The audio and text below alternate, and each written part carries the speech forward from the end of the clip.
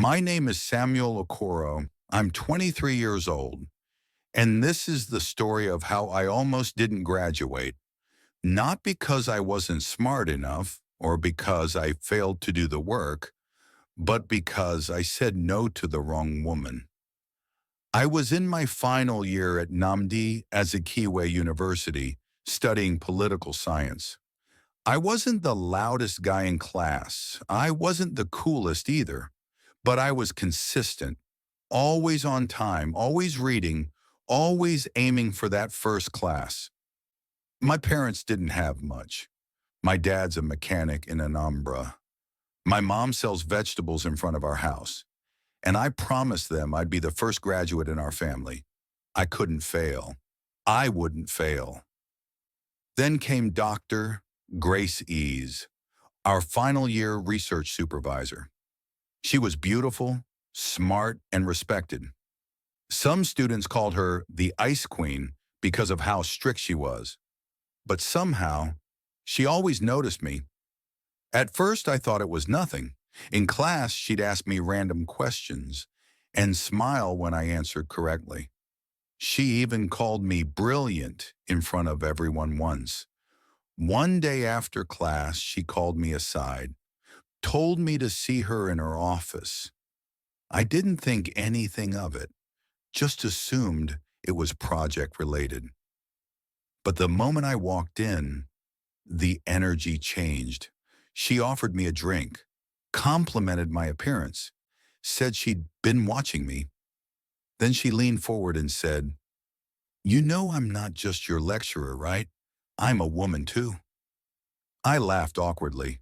She didn't. I stood up and said I needed to go. She just smiled, like a lion watching a goat. That night she texted me, "You looked very nice today." Then another, "I dreamt about you." I ignored them at first, but they kept coming, more flirty, more aggressive.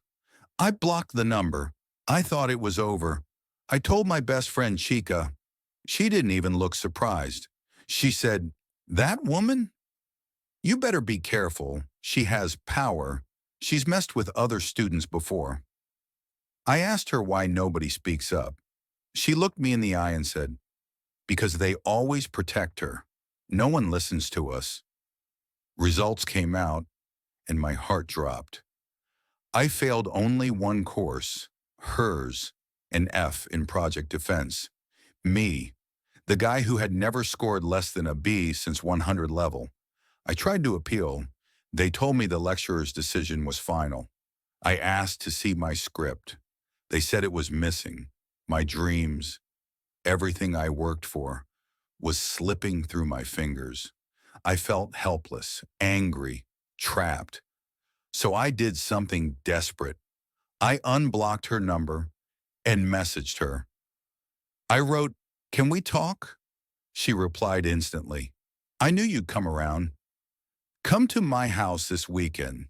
Let's settle this." But I wasn't going there to beg. I was going to expose her. I borrowed my roommate's phone, turned on the recorder, put it in my pocket. Her house was quiet.